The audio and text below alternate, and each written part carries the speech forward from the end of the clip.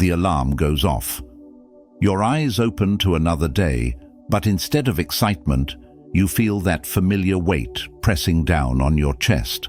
Maybe it's the stress of yesterday's unfinished tasks, the anxiety about today's challenges, or simply the overwhelming feeling that life is happening to you instead of with you.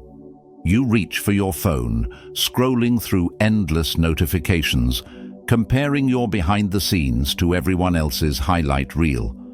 Within minutes, you've already surrendered your peace to forces beyond your control. But what if I told you that the greatest philosophers in history faced these exact same struggles? What if the key to transforming your entire day, and ultimately your life, lies in the first few moments after you wake up?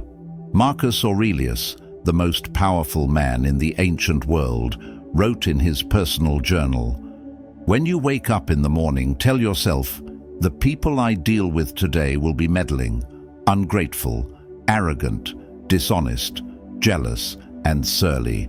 But I have seen the beauty of good and the ugliness of evil, and have recognized that the wrongdoer has a nature related to my own."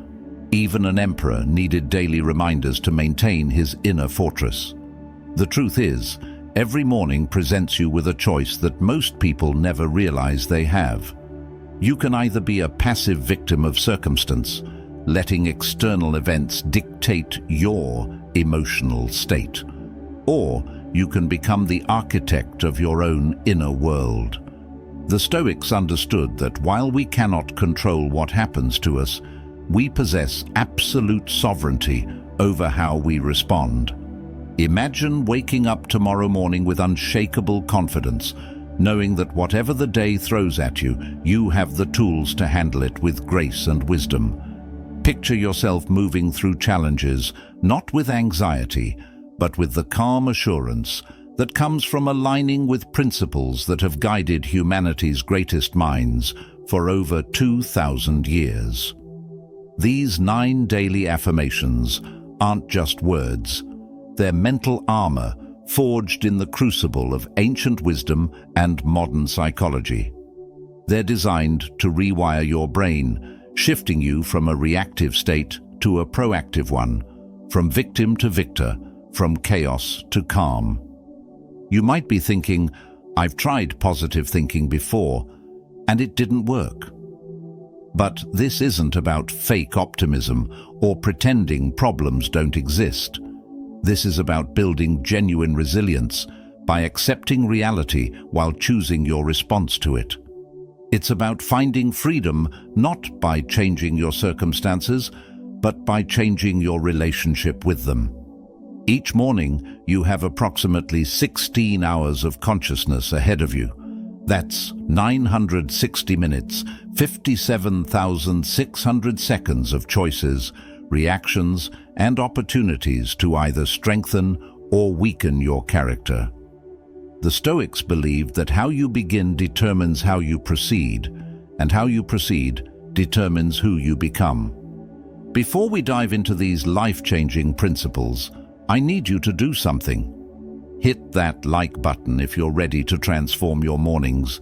Drop a comment sharing what challenges you're facing right now, and subscribe to join thousands of others on this journey of self-mastery. Don't skip any part of this video. Each element builds upon the last, creating a complete system for morning transformation. Drop this affirmation in the comments. I choose to control what I can control. Now, let's get into it. Number 1. This day is my canvas, and I choose every brushstroke. Close your eyes for a moment and picture yourself as an artist standing before a blank canvas. The morning light streams through your window, illuminating endless possibilities. Yesterday's painting is complete. Whether it was a masterpiece or needed improvement, it's finished. Today, you hold a fresh brush, and every decision you make adds another stroke to your daily creation. This metaphor isn't just poetic, it's profoundly practical. Most people wake up feeling like passengers on a runaway train, convinced that their day will unfold based on external circumstances. Traffic jams, difficult colleagues, unexpected problems, these become the excuses for a ruined day. But the Stoic understands a revolutionary truth. Your experience of reality is crafted by your perceptions, interpretations, and responses. Epictetus, who lived as a slave before becoming one of history's greatest teachers, knew something about powerlessness and control. He said, "It's not what happens to you, but how you react to it that matters." Think about the profound implications of this statement. Every frustration, every moment of anger, every surge of anxiety, these aren't caused by external events, but by your internal narrative about those events. When you tell yourself, "This day is my canvas," you're making a declaration of creative responsibility. The rude customer becomes an opportunity to practice patience. The traffic jam becomes a chance to listen to that audiobook or practice deep breathing. The criticism from your boss becomes feedback for growth rather than an attack on your worth. But here's what makes this more than just positive thinking. You're not denying that difficult things happen. You're acknowledging that while you cannot control the raw materials life provides, you have complete authority over how you arrange them into the artwork of your day. Some of the most beautiful paintings incorporate dark colors and shadows. They don't try to be all sunshine and rainbows. This morning, as you prepare to face whatever challenges await, remind yourself that you're not a victim of circumstances, but a conscious creator. Every response you choose, every emotion you allow or redirect, every thought you entertain or dismiss, these are your brushstrokes. Will you create a chaotic mess of reactive patterns, or will you craft something intentional and beautiful? The master painter doesn't blame the canvas for being blank or the colors for being what they are. Instead, they work with what they have to create something meaningful. Today, you have approximately 16 hours of consciousness to work with. What kind of masterpiece will you create? Number 2. My peace is not negotiable. It comes from within. Right now, take a deep breath and feel the air filling your lungs. Notice how, in this moment, regardless of what's happening in your external world, you have access to something that no person, situation, or circumstance can take away from you, your inner sanctuary of peace. Yet, how often do we hand over the keys to our peace to complete strangers? The person who cuts us off in traffic suddenly has the power to ruin our morning. A sarcastic comment from a colleague can derail our entire afternoon. A delayed flight can transform us from centered human beings into stress-filled reactionaries. We've unconsciously trained ourselves to believe that our peace depends on external conditions, aligning perfectly with our preferences. The Stoic philosopher Seneca, one of the wealthiest and most powerful men in ancient Rome, understood this trap intimately. Despite having everything the world could offer, he wrote, "Every new thing excites the mind, but a mind that seeks the truth turns from the new to the eternal." He discovered that true peace isn't found in acquiring the right circumstances, but in cultivating the right relationship with whatever circumstances arise. Think about a mountain standing majestically against the sky. Storms rage around it, winds howl across its peaks, seasons change from harsh winter to blazing summer, but the mountain remains fundamentally unchanged. It doesn't resist the weather. It simply maintains its essential nature regardless of external conditions. This is the peace the Stoics cultivated, not the absence of challenges, but the presence of an unshakable inner core. Your peace, is not a luxury that you can afford only when life goes according to plan. It's not a reward for good behavior from the universe.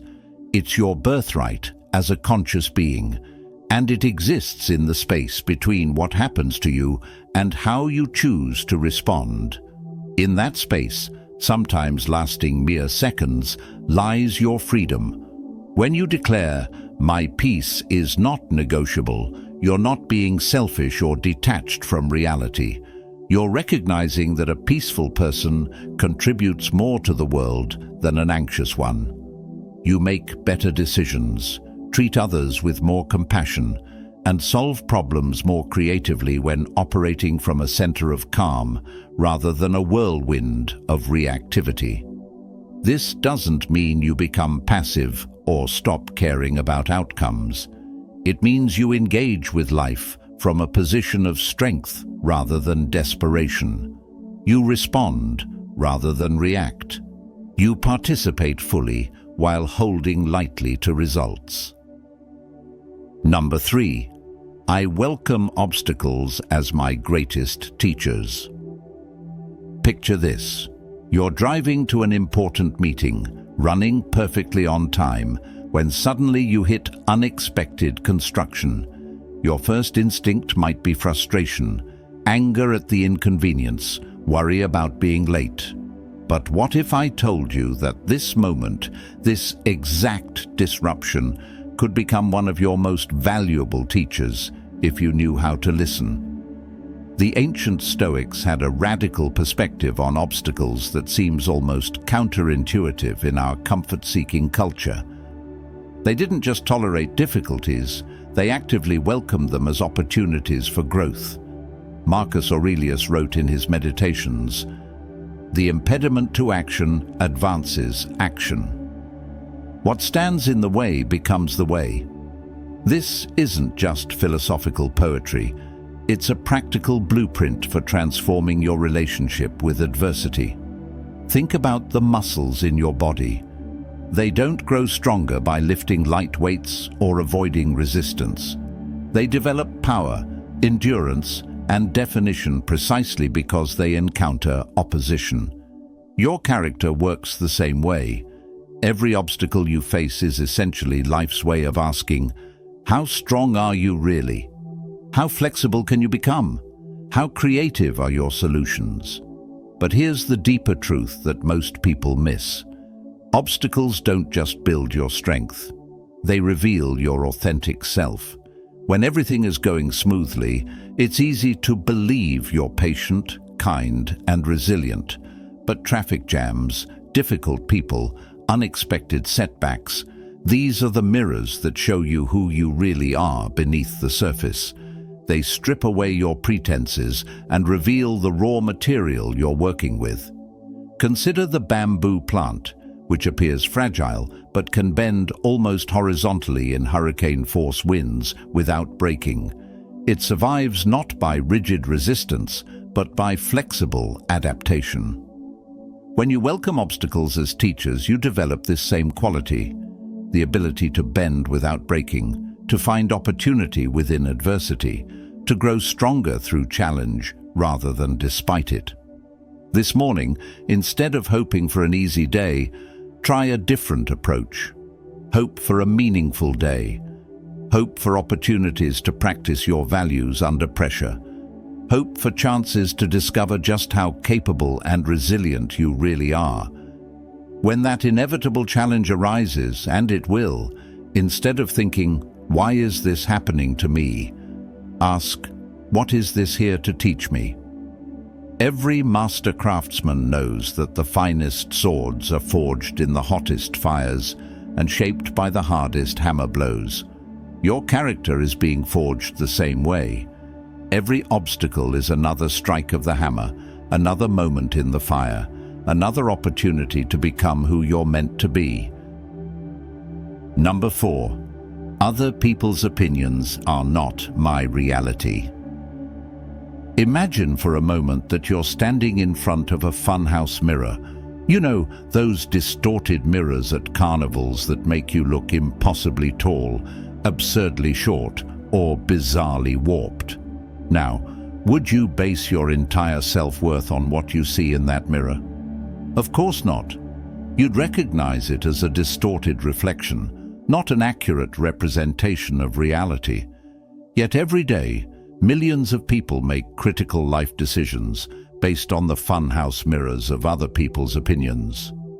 We craft our personalities to please strangers, suppress our authentic dreams to avoid criticism, and sacrifice our inner truth on the altar of social acceptance.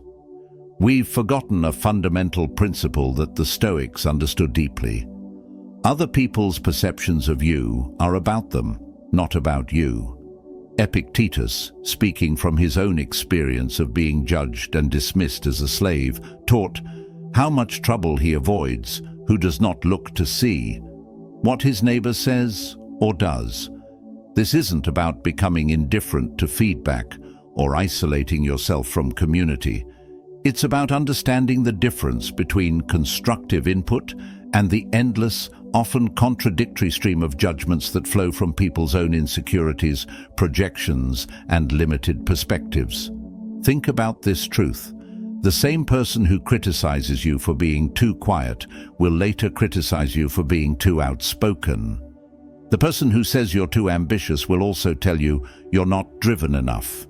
You literally cannot win the game of pleasing everyone because everyone is playing by different rules, and those rules change based on their moods, experiences, and personal triggers. Here's what's even more liberating. Most people's opinions about you are actually recycled opinions about themselves. When someone calls you too sensitive, they might be struggling with their own emotional walls. When they say you're not realistic enough, they might be defending their own abandoned dreams. You become a screen onto which they project their internal conflicts. This doesn't mean their feedback is worthless. Some people offer genuine wisdom born from love and insight. But it means you need to develop the discernment to distinguish between opinions worth considering and noise worth ignoring. The key question isn't, what will people think, but what does my highest self know to be true? When you free yourself from the exhausting task of managing other people's perceptions, you liberate enormous energy for actually living your life. You can make decisions based on your values rather than your fears. You can pursue goals that align with your authentic self rather than your imagined audience. Number 5. This moment is all I truly have, and it's enough. Right now, as you listen to these words, notice something profound. You are not living in yesterday's regrets or tomorrow's anxieties.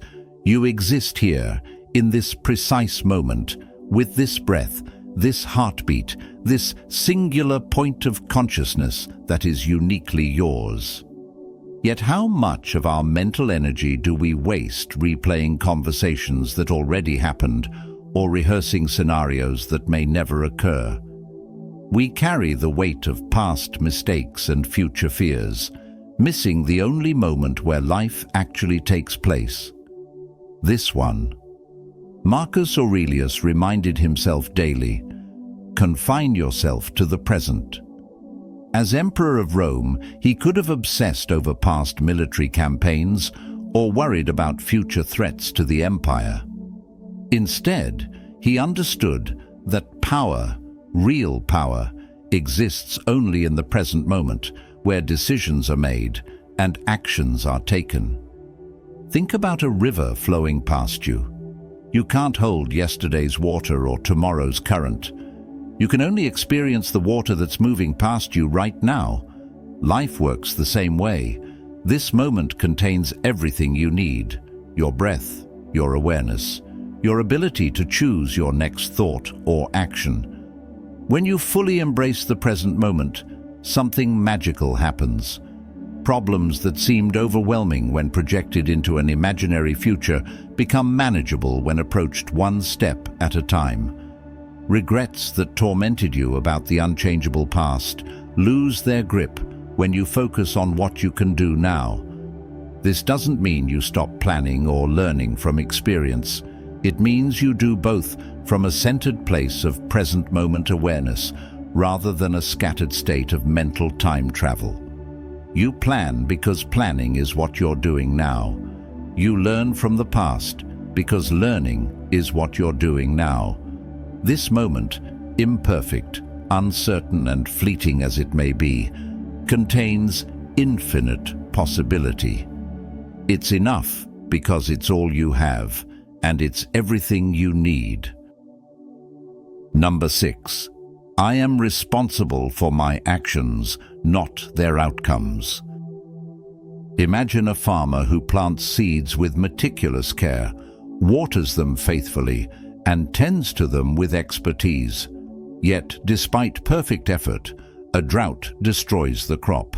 Is the farmer a failure? Of course not. The farmer controlled what could be controlled and accepted what couldn't be controlled. This is the profound wisdom of the dichotomy of control, perhaps the most liberating principle in all of philosophy. Epictetus taught, "Some things are within our power, while others are not." You can control your preparation, your effort, your integrity, and your response. You cannot control market conditions, other people's decisions, timing, or countless variables that influence final outcomes. Most people live in constant stress because they've unconsciously made themselves responsible for results they can't guarantee. The salesperson tortures themselves over a lost deal, ignoring their excellent presentation. The parent agonizes over their teenager's choices, forgetting their years of loving guidance. The artist despairs over poor reviews, dismissing their authentic creative expression. When you focus solely on what you control, your effort, preparation, and character, something miraculous happens. Paradoxically, your outcomes often improve because you're operating from clarity rather than desperation. You make better decisions because you're not paralyzed by attachment to specific results. You persevere longer because your sense of worth isn't tied to external validation. This isn't about lowering your standards or becoming indifferent to results. It's about finding freedom from the anxiety that comes from trying to control the uncontrollable. It's about discovering the peace that comes from knowing you've done your part, regardless of what happens next. Your job is to plant seeds with love and skill. The universe's job is to determine the harvest. When you honor this division of labor, you can sleep peacefully, knowing you've fulfilled your responsibility completely. Number 7. My character is built through small daily choices. Picture a mighty oak tree standing majestically in a forest. Its strength doesn't come from one dramatic moment of growth, but from thousands of days of quietly adding ring after ring, root after root, branch after branch. Your character develops the same way, not through grand gestures, but through the accumulation of seemingly insignificant daily choices. Every morning, you face dozens of small moral decisions that feel inconsequential in the moment, but are actually the building blocks of who you become. Do you check your phone immediately upon waking, or do you take a few moments for reflection? Do you complain about the weather, or do you accept what you cannot change? Do you speak kindly to yourself, or do you begin the day with self-criticism? Aristotle understood this when he wrote, "We are what we repeatedly do." Excellence, then, is not an act, but a habit. The person you are today is the sum total of thousands of small choices you've made over years. The person you'll become tomorrow depends on the small choices you make today. Consider the power of compound interest in finance. Small, consistent investments grow into substantial wealth over time. Your character works the same way. Each moment you choose courage over comfort, truth over convenience, or compassion over judgment, you're making a deposit in the bank account of your soul. The beautiful truth is that you don't need to transform overnight. You don't need to climb Mount Everest or save the world. You just need to make the next right choice, and then the one after that. Will you hold the door for a stranger? Will you listen fully when someone speaks? Will you choose gratitude over complaint? These moments seem small, but they're actually everything. They're where heroes are born and character is forged. Number 8. I accept what I cannot change and focus on what I can. There's an old story about two prisoners looking out through the same barred window. One sees mud, the other sees stars. Same bars, same view, completely different experience. The difference isn't in their circumstances, it's in where they choose to focus their attention. The serenity prayer, adopted by millions seeking recovery and peace, echoes ancient Stoic wisdom. Grant me the serenity to accept the things I cannot change, courage to change the things I can, and wisdom to know the difference. This isn't passive resignation, it's active wisdom about where to invest your precious mental energy. Think about your current challenges. How much time do you spend frustrated about things completely outside your influence? Your past mistakes, other people's decisions, global events, even the weather. These are the mud outside your window. Meanwhile, your responses, your effort, your learning, your growth, your kindness, these are the stars, always available if you shift your gaze. Marcus Aurelius, dealing with plagues, wars, and political turmoil, wrote, "You have power over your mind, not outside events. Realize this, and you will find strength." He could have spent his time lamenting the empire's problems or wishing for easier times. Instead, he focused relentlessly on what an emperor could actually control: his decisions, his character, his response to crisis. When you catch yourself spiraling over unchangeable circumstances, practice this simple redirect. What can I do right now? Maybe you can't control the traffic, but you can control your breathing. Maybe you can't change your boss's mood, but you can control your professionalism. Maybe you can't alter the past, but you can control what you learn from it. This shift from victim to victor, from reactive to responsive, transforms not just your experience but often your actual circumstances. Focused energy achieves what scattered worry never could. Number 9. Every setback contains the seeds of a comeback. Imagine a phoenix, that mythical bird that doesn't just survive the fire, but actually requires it for rebirth. The flames that would destroy other creatures become the very source of the phoenix's renewal and strength. You carry this same potential within you, the ability to transform your greatest setbacks into your most powerful comebacks. History's greatest achievements often emerged from devastating failures. Steve Jobs was fired from Apple before returning to create the iPhone. J.K. Rowling was rejected by 12 publishers before Harry Potter became a global phenomenon. Nelson Mandela spent 27 years in prison before becoming president and a symbol of reconciliation. The Stoics understood this principle deeply. Seneca wrote, "Every new beginning comes from some other beginning's end." What looks like an ending is often just a transition, a clearing away of what no longer serves to make room for what's trying to emerge. Your current setbacks, the job loss, the relationship ending, the project that failed, the dream that seemed to die, these aren't just random misfortunes. They're loaded with information, opportunity, and potential you can't yet see.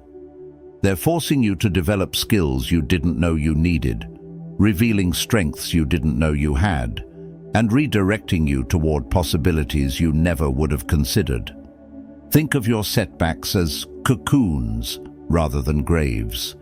Inside the darkness and apparent destruction, something is being transformed. The caterpillar doesn't just grow wings. It becomes an entirely different creature, one capable of seeing the world from heights it never imagined. This doesn't mean setbacks aren't painful or that you should pretend they don't hurt.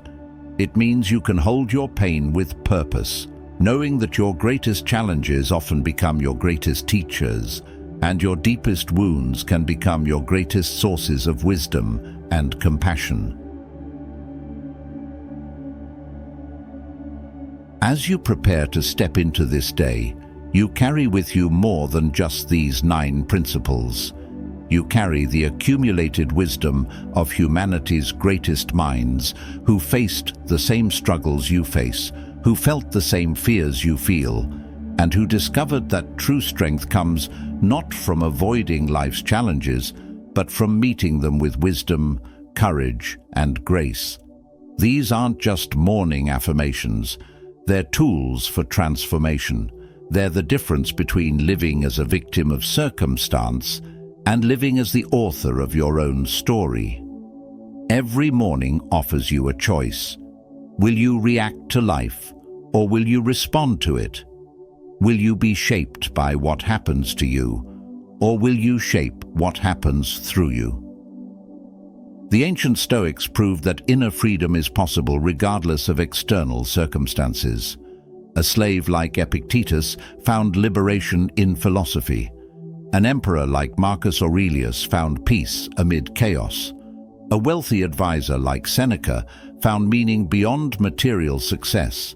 Your journey of self-mastery begins each morning with these simple but profound declarations. Start tomorrow. Your future self is waiting. Before you go, smash that like button, share this wisdom with someone who needs it, drop your favorite affirmation in the comments, and subscribe for more life-changing content. Your transformation starts now.